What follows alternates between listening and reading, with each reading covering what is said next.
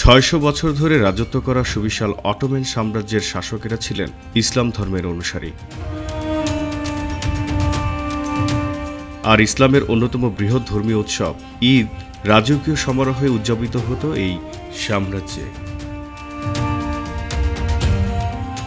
বিদেশি ভাষায় বা ইংরেজিতে অটোমান সাম্রাজ্য বলে বর্ণনা করা হলেও তুরস্কের ভাষায় তার নাম ওসমানী সাম্রাজ্য।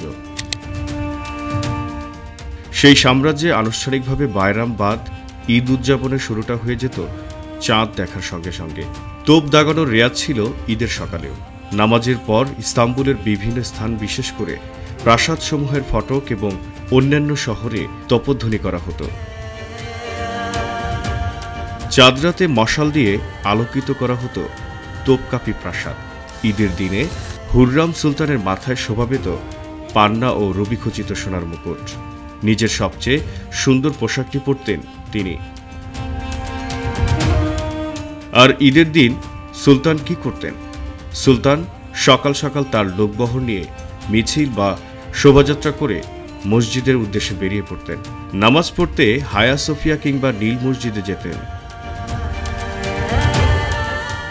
প্রাসাদের ফটক থেকে শুরু হওয়া সেই মিছিল দেখতে পথের দুধারে সমবেত হতো ইস্তাম্বুলবাসী।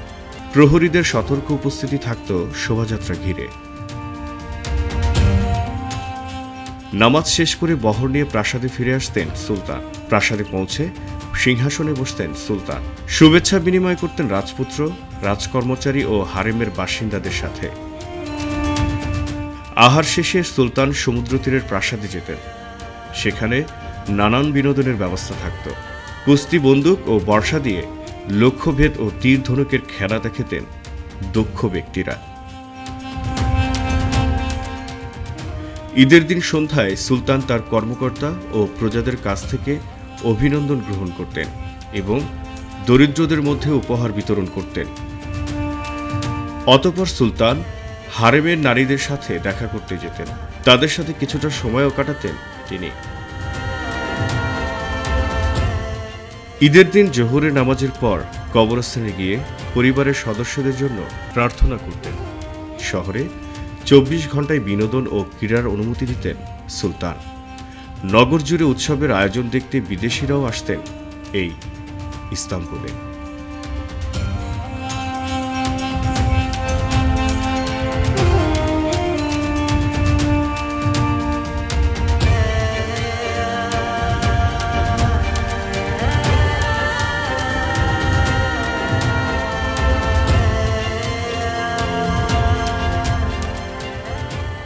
জহিরুল ইসলাম, ভিউজ বাংলাদেশ।